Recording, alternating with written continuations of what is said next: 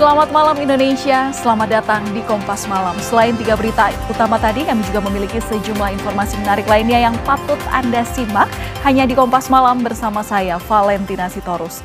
Kita langsung saja ke informasi yang pertama, Saudara. Imbas kerusakan akibat unjuk rasa pada akhir Agustus lalu, gerbang tol Pejompongan, Jakarta masih ditutup. Perbaikan sejumlah sisi bangunan gerbang tol masih dikebut Jasa Marga. Pengguna kendaraan roda 4 yang ingin masuk ke tol dalam kota diimbau melakukan transaksi di gerbang tol lain di sepanjang Jalan Gatot Subroto.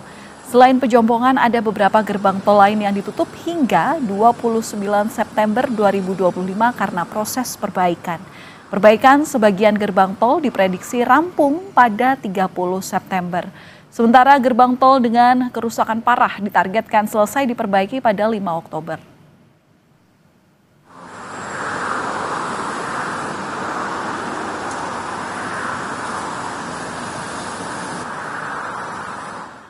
Saudara, perbaikan sejumlah sisi bangunan gerbang tol Pejompongan Jakarta masih dikebut oleh pihak Jasa Marga. Apa saja yang perlu diperhatikan? Berikut liputan jurnalis Kompas TV, Niko Anggriawan, dan juru kamera Hanial Rivelino. Ya, Saudara, gerbang tol Pejompongan hingga saat ini masih ditutup untuk proses rekonstruksi imbas dari kerusakan yang terjadi akibat aksi massa yang terjadi pada akhir Agustus silam. Dan penutupan ini dilakukan pada tanggal 24 September hingga 4 Oktober 2025. Ada beberapa hal yang harus Anda perhatikan apabila Anda ingin masuk tol dalam kota lewat beberapa gerbang tol yang ada di Jalan Gatot Subroto ini. Karena gerbang tol Pejompongan ini ditutup, Saudara, Anda bisa langsung masuk ke dalam gerbang tol Semanggi 1 dan juga Semanggi 2 yang saat ini sudah dibuka secara parsial. Dan kemudian ada mobile reader atau petugas yang nantinya menghampiri para pengguna kendaraan roda 4 yang ingin masuk ke tol untuk bisa memperlancar proses tap-in atau masuk ke dalam tol. Dan kemudian ada satu lagi, yakni ada proses rekayasa arus lalu lintas yang mana ini sudah disiapkan oleh Jasa Marga dan juga pihak kepolisian yang diberlakukan secara situasional. Dan kemudian saat ini gerbang tol Pejompongan masih fokus terhadap perbaikan struktur kanopi, lalu kemudian ada perbaikan struktur elektronik dan sistem server untuk nantinya bisa memperlancar proses pembayaran tap-in apabila masyarakat ini ingin masuk tol dalam kota lewat gerbang tol Pejompongan. Gerbang tol Pejompongan ini merupakan salah satu gerbang tol yang terdampak imbas dari aksi massa yang kemarin terjadi pada akhir Agustus 2025. Niko Anggriawan, Hanial Rivelino, Kompas TV, Jakarta. Kita ke sorotan lain, Saudara. Presiden Prabowo Subianto memberi instruksi sebagai respons atas rentetan kasus keracunan makan bergizi gratis atau MBG di sejumlah daerah. Salah satunya adalah merekrut koki terlatih. Instruksi disampaikan Presiden Prabowo saat memanggil Kepala Badan Gizi Nasional Dadan Hindayana pada Sabtu kemarin. Presiden menekankan pentingnya peningkatan tata kelola di setiap unit Satuan Pelayanan Pemenuhan Gizi atau SPPG.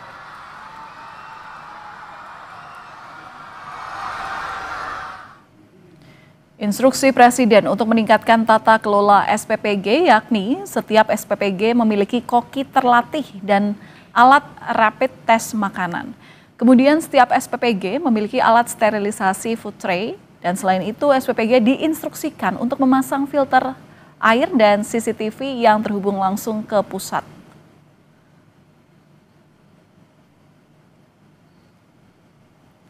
Dinas Kesehatan Provinsi Jawa Barat menduga keterlambatan distribusi makanan bergizi gratis jadi penyebab keracunan massal yang dialami oleh sejumlah siswa di Kabupaten Bandung Barat. Kepala Dinas Kesehatan Provinsi Jawa Barat, Vini Adiani Dewi, menyebut temuan kasus keracunan ini diduga karena MBG didistribusikan lebih dari 4 jam setelah dimasak. Data dari Dinas Kesehatan Jawa Barat menunjukkan siswa yang menerima MBG dari dapur yang sama, namun distribusinya dilakukan lebih cepat, tidak mengalami keracunan. Kadinkes Jabar bilang keterlambatan distribusi MBG berpotensi menyebabkan kontaminasi bakteri pada makanan.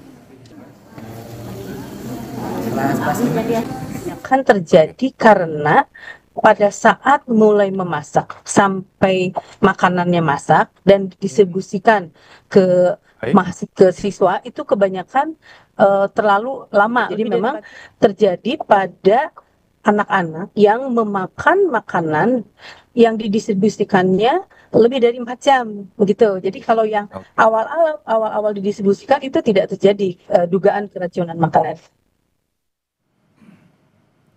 Penutupan 3 dapur SPPG dalam rangka upaya investigasi pasca keracunan massal usai menyantap MBG dengan total korban mencapai 1.000 orang lebih dalam kurun waktu 3 hari. Bupati Bandung Barat JJ bilang 3 dapur SPPG yang ditutup adalah 2 dapur SPPG di Kecamatan Cipongkor dan 1 dapur di Kecamatan Cihampelas. Evaluasi menyeluruh pada 3 dapur MBG atau dapur SPPG yang bermasalah tengah dilakukan. Peristiwa ini melibatkan 3 SPPG, yaitu 2 dapur di wilayah Cipongkor dan 1 dapur di wilayah Cihampelas. Saat ini ketiga dapur tersebut masih ditutup sementara untuk kepentingan investigasi. Pemerintah daerah juga mendorong dan berkoordinasi dengan BGN agar ketiga SPPG ini dilakukan evaluasi menyeluruh. Pasca maraknya kasus keracunan makan bergizi gratis, pemerintah melakukan evaluasi dengan menutup sementara sejumlah dapur MBG atau SPPG yang bermasalah. SPPG juga diwajibkan untuk punya sertifikat layak higienis dan sanitasi atau SHS. Hal tersebut dikatakan Menko Bidang Pangan Zulkifli Hasan usai menggelar rapat koordinasi terbatas dengan sejumlah menteri. Menurut Zulkifli, salah satu perbaikan tata kelola MBG dengan menutup dapur MBG bermasalah. Semua dapur MBG atau SPPG juga akan dievaluasi terkait kualitas dan kemampuan juru masaknya. Untuk segera mempercepat perbaikan dan penguatan tata kelola di BGN. Tata kelola harus segera untuk dapat ditindaklanjuti. Pertama, SPPG yang bermasalah ditutup untuk sementara, dilakukan evaluasi dan investigasi. Jadi setelah pasca kejadian, sekarang mendapat perhatian khusus, harus atau wajib hukumnya, ya, setiap SPPG harus punya SLHS, harus. Menanggapi maraknya kasus keracunan MBG, Wakil Ketua Komisi 10 Lalu Hadrian menyatakan program makan bergizi gratis sangatlah baik dan terus dilanjutkan dengan sejumlah evaluasi dan perbaikan. Saya sepakat ya dengan langkah-langkah yang dilakukan oleh pemerintah hari ini, terutama instruksi Pak Presiden Prabowo bahwa untuk SPPG atau dapur-dapur yang bermasalah ini ditutup sementara waktu. Sementara waktu ya artinya untuk melakukan evaluasi-evaluasi yang terjadi beberapa hari yang lalu. Ini kan program baru ya, program baru, kemudian tujuannya juga sungguh sangat mulia, yaitu memberikan asupan gizi bagi siswa-siswi kita yang ada di sekolah dalam rangka mereka untuk betul-betul membantu mempersiapkan diri untuk melaksanakan proses belajar mengajar di sekolah. Ini adalah program baru ya, tentu kalau ada hal-hal kekeliruan, kecolongan, kehilapan dan sebagainya ya kita maklumi lah. Kompas Malam masih akan kembali usai jeda dengan informasi mengenai Timnas Indonesia terancam krisis penjaga gawang usai Emil Audero cedera jelang melawan Kongo pada Sabtu malam.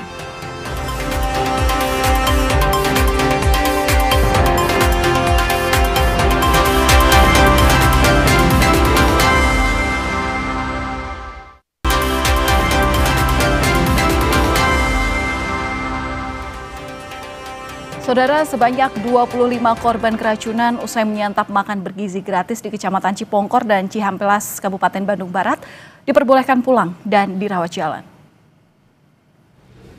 Sejumlah orang tua murid mengaku khawatir kasus keracunan ini bakal terulang meski mereka mengapresiasi program makan bergizi gratis. Orang tua murid meminta jaminan keamanan makanan yang diberikan kepada siswa. Apa penyakit bawaannya? Nah, baiknya kan kita jadi nggak harus bawa bekal dari rumah. Tapi ngelihat kejadian sekarang jadi was-was itu, jadi nggak berani ya suruh makan lagi gitu. Jadi takut aja. Oh, jadi takut.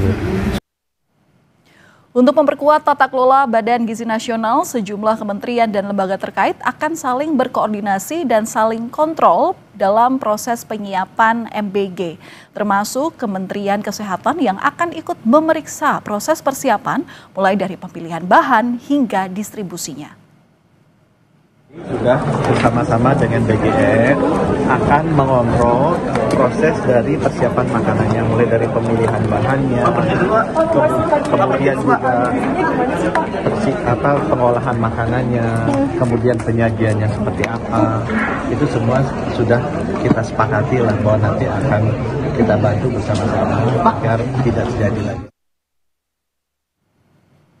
Presiden Prabowo Subianto memberi instruksi sebagai respons atas rentetan kasus keracunan makan bergizi gratis atau MBG yang terjadi di sejumlah daerah.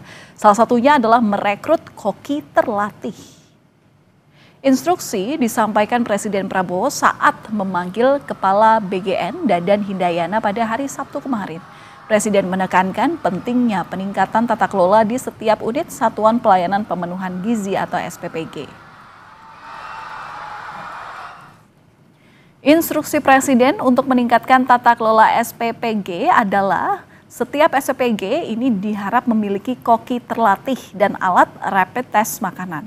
Kemudian setiap SPPG memiliki alat sterilisasi food tray dan selain itu SPPG juga diinstruksikan untuk memasang filter air dan CCTV yang terhubung langsung ke pusat.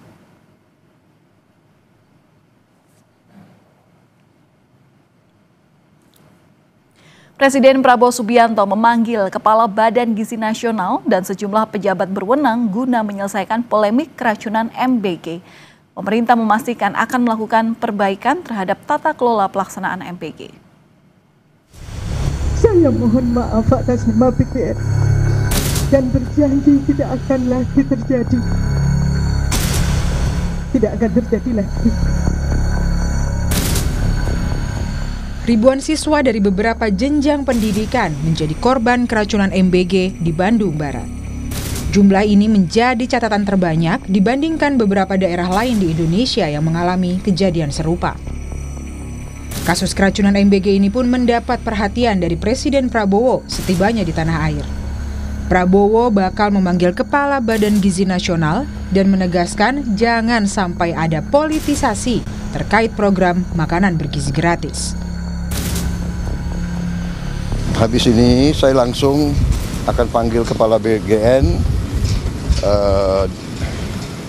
dengan beberapa pejabat, kita akan diskusikan. Ya. Ini masalah besar, jadi pasti ada kekurangan dalam awal. Ya. Tapi saya juga yakin bahwa kita akan selesaikan dengan baik. Ya. Kita harus waspada, jangan sampai ini dipolitisasi. Tujuan makan bergizi adalah untuk anak-anak kita yang sering sulit makan. Mungkin kita ini makan lumayan, mereka tuh makannya hanya nasi pakai garam. Ini yang harus kita atasi, ya. Sebelumnya, Wakil Kepala BGN Nani Esdeyang mengungkap ada sejumlah politisi yang meminta proyek dapur untuk program MBG. Ia mengaku kesal lantaran bukannya membantu program MBG, justru meminta proyek dapur. Nani kembali mengingatkan sejumlah mitra untuk turut mengawasi pelaksanaan MBG. Dirinya pun tidak mentolerir pemberian makanan yang tidak sesuai ketentuan. Kan program kasihan, banyak anak-anak nggak bisa makan, kita mau ngasih makan kok rebutan mau. Makanya ada, serius nih, ada yang WA saya, Mbak, saya jawab, kamu politikus bukannya bantu saya bagaimana mengkomunikasikan soal keracunan malah minta dapur, ya kan? Langsung saya blok. Nah aja lu ngurusin dapur, ya kan? Nah, iyalah, saya nggak mau kayak begitu ya. Sekali lagi, saya minta para mitra untuk ikut mengawasi dan bertanggung jawab. Saya juga tidak mentolerir bahan baku yang dipakai bila tidak fresh. Karena kejadian di Bandung ini sungguh di luar nalar. Bagaimana bahan baku dalam kondisi tidak fresh, ayam dibeli di hari Sabtu, baru dimasak di hari Rabu. Makanan yang diterima tidak dalam kondisi segar menjadi salah satu penyebab keracunan massal. Ahli gizi masyarakat Dr. Tan Sot Yen menyatakan, salah satu evaluasi yang perlu diperhatikan adalah mengenai tata kelola pembagian MBG. Tiap dapur SPPG harus bisa memastikan kondisi makanan yang diterima oleh siswa dalam kondisi layak makan. Ya, pertama tentu saja dari pertama kali MBG diselenggarakan, kita sudah ribut dengan masalah tata kelola.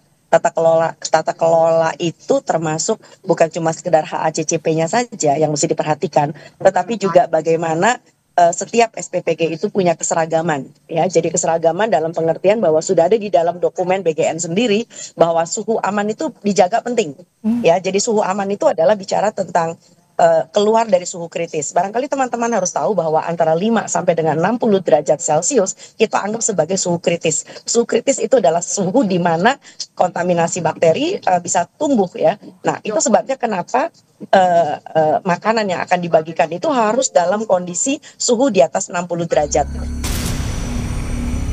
Untuk menindaklanjuti pelaksanaan MBG, pemerintah telah menutup sementara sejumlah dapur SPPG yang tidak memenuhi standar. Pelaksanaan evaluasi MBG juga turut dilakukan pemerintah guna memperbaiki tata kelola pelaksanaan MBG. Tim Liputan Kompas TV. Yang juga jadi sorotan di Kompas Malam, Saudara, pemimpin redaksi CNN Indonesia TV mengonfirmasi soal pengambilan kartu identitas pers Istana, jurnalis CNN Indonesia Diana Valencia. Melalui rilisnya, pemimpin redaksi CNN Indonesia TV, Titin Rosmasari, membenarkan seorang staf Biro Pers, Media dan Informasi Sekretariat Presiden mengambil langsung kartu identitas pers Istana atas nama Diana Valencia. Di pers Istana, ID Pers Istana diambil langsung di kantor CNN Indonesia pada 27 September 2025 pukul 7:15 malam waktu Indonesia bagian Barat.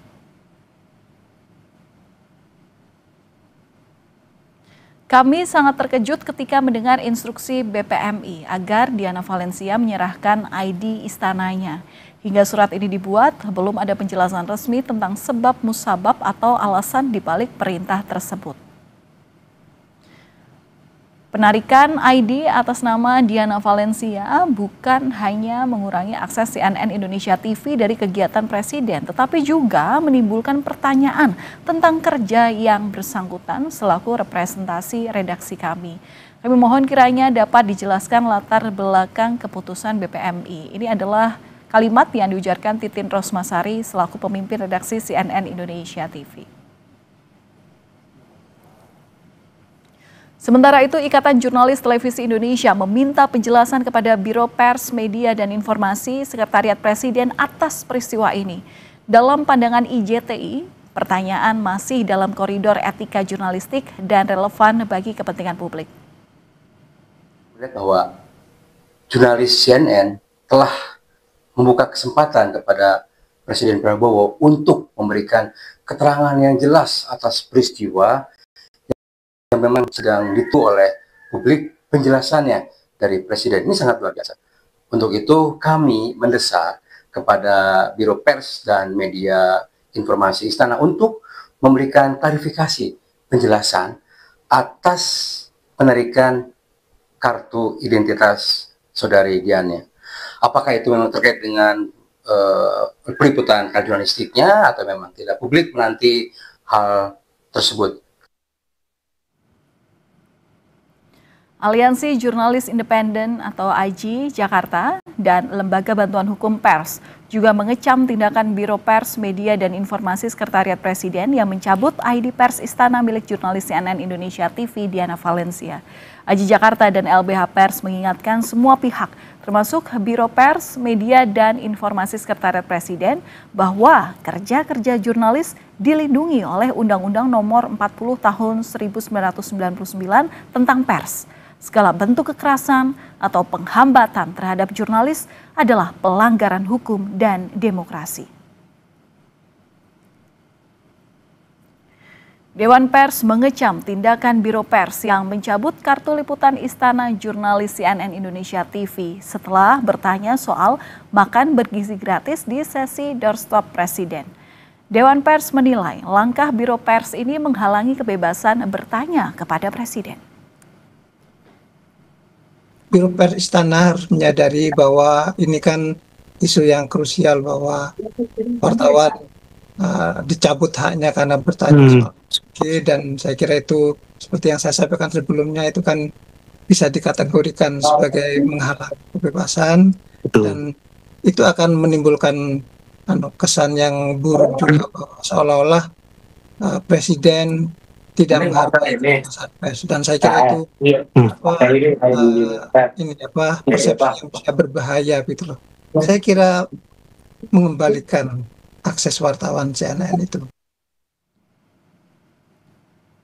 Ya, Saudara, perlu diketahui sebagai informasi terkait pencabutan kartu liputan Istana Jurnalis CNN Indonesia TV, kami juga sudah berusaha meminta konfirmasi dari pihak Istana. Namun, hingga saat ini belum ada yang merespons. Kami akan kembali usai jeda dengan informasi mancanegara terkait tank Israel yang bergerak lebih jauh ke distrik permukiman di Kota Gaza.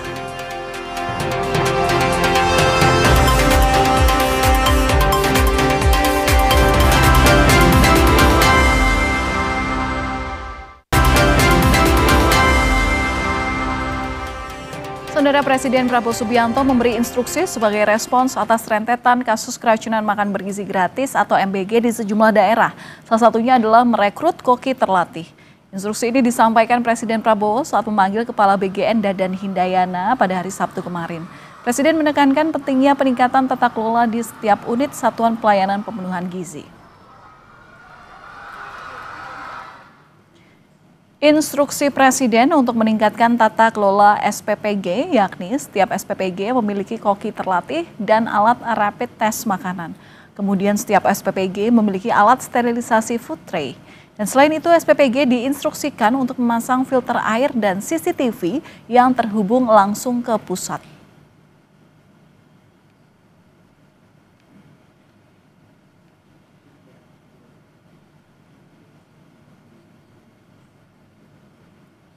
Saudara, malam ini Presiden Prabowo Subianto memanggil sejumlah menteri dan kepala Badan Gizi Nasional di kediamannya di Kertanegara, Jakarta Selatan.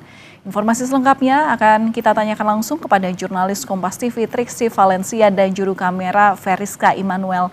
Selamat malam Triksi, apa yang dibahas dalam pertemuan malam ini?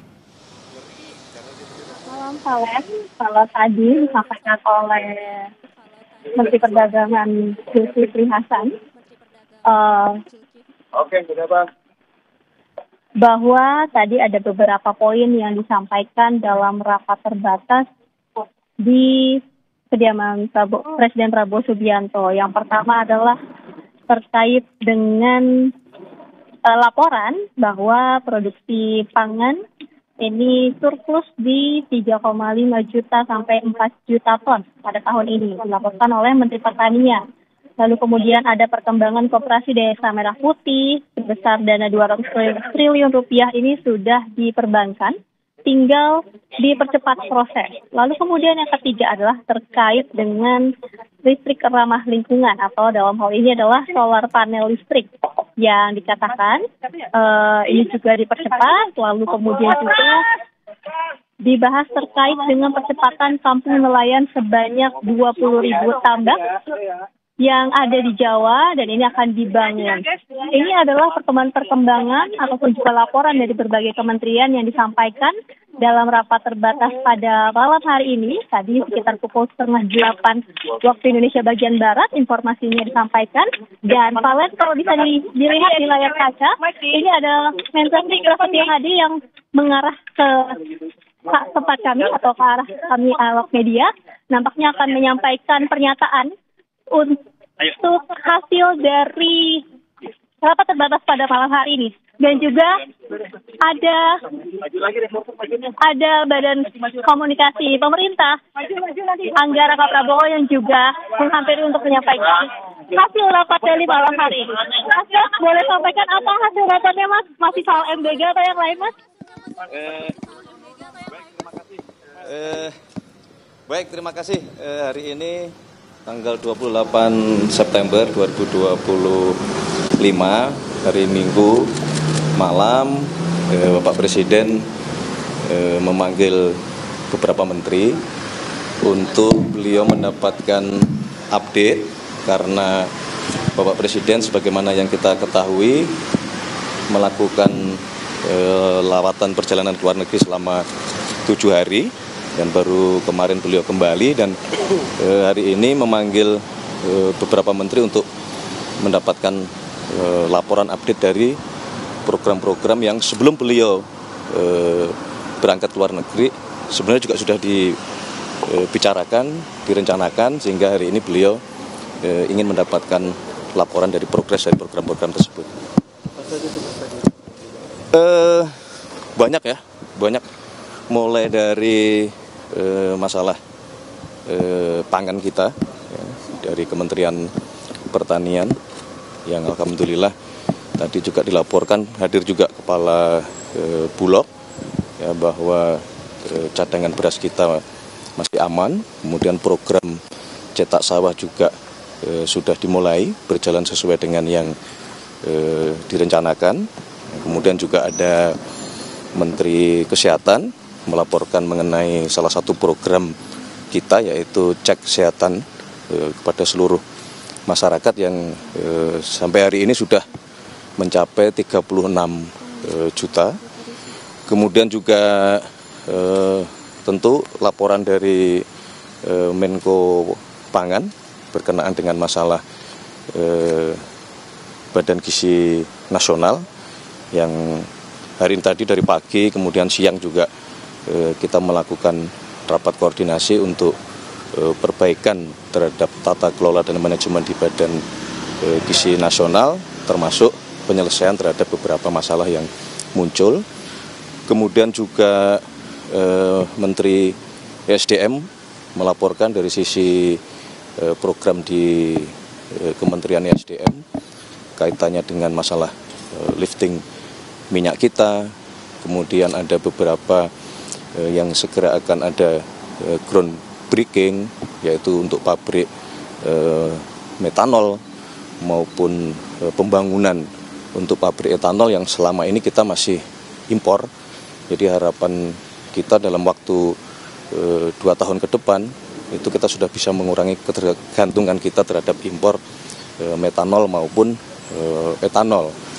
Kemudian Menteri Kelautan juga melaporkan beberapa program di Kementerian Kelautan untuk satu misalnya adalah revitalisasi 20.000 hektar tambak di Jawa Barat. Kemudian juga progres pembangunan kampung-kampung nelayan yang memang sejak awal sudah direncanakan dan masuk juga di dalam skema pembiayaan baik dari APBN maupun skema pembiayaan dari sisi investasi. Jadi banyak sekali hari ini. Alhamdulillah kurang lebih 3 jam.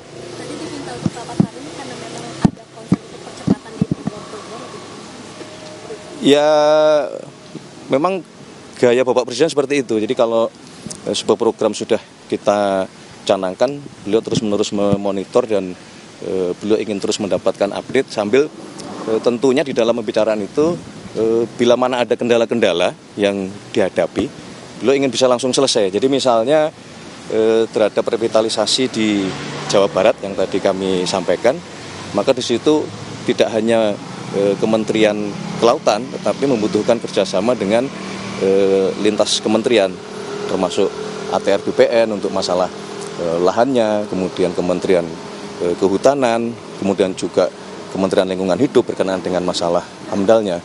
Jadi itu gaya Bapak Presiden untuk bisa menyelesaikan semua masalah dalam satu forum pertemuan. Mas, tadi kita kan baru rapat juga tadi soal MBG, Mas. Ya. Tadi juga dibahas, Mas, terkait MBG itu, Mas. Pasti. Ya. Apa? Tentang apa tuh, Mas? Apakah ada perintah langsung dari Pak Presiden atau gimana, Mas? Iya, jadi terus terang berkenaan dengan masalah MBG, sejak kemarin beliau mendarat di Halim, kemudian memanggil beberapa menteri khusus untuk berkenaan dengan masalah MBG di BGN. Kemudian juga beliau langsung memberikan petunjuk-petunjuk terhadap perbaikannya, sehingga hari ini dipimpin oleh Menko Pangan, kita mengadakan rapat di Kementerian Kesehatan untuk tadi bahwa yang paling utama adalah keselamatan anak-anak kita gitu. Terus tadi dari rapat itu kan udah rakor tadi, terus kan dipanggil sama Pak Presiden, terus apa yang disampaikan soal rakor tadi? Ya, kami melaporkan hasil rapat kita tadi siang berkenaan dengan rencana perbaikan ke depan terhadap tata kelola, dan di situ juga terus terang Bapak Presiden dari kemarin memang memberikan petunjuk-petunjuk yang sangat detail, bahkan sangat teknis. Misalnya berkenaan dengan masalah kedisiplinan, prosedur, terutama masalah kebersihan yang itu kaitannya dengan masalah air gitu. Beliau sangat concern karena dari beberapa sampel yang sudah selesai itu salah satu penyebab utamanya adalah bakteri. Patut diduga salah satunya adalah kedisiplinan kita di dalam melakukan proses memasak di setiap dapur-dapur tersebut. Mas, Pak Presiden kan memang cepat terus gitu. Tadi kan di rakor kan ada yang salah satu disinggung terkait sertifikasi SLHS. Nah itu ada target nggak sih Mas? Kapan harus dikelarkan ini SLHS? Secepatnya. Kita mungkin kalau bicara target ya, hitungan minggu harus sudah selesai semuanya untuk memastikan bahwa semua dapur memiliki SLHS. Terima kasih. Mohon maaf loh ini hari Minggu. Terima kasih banyak Mas, kita nggak percuma kesini malam-malam. Aduh, thank you. Kalau soal SCNN gimana Mas, boleh?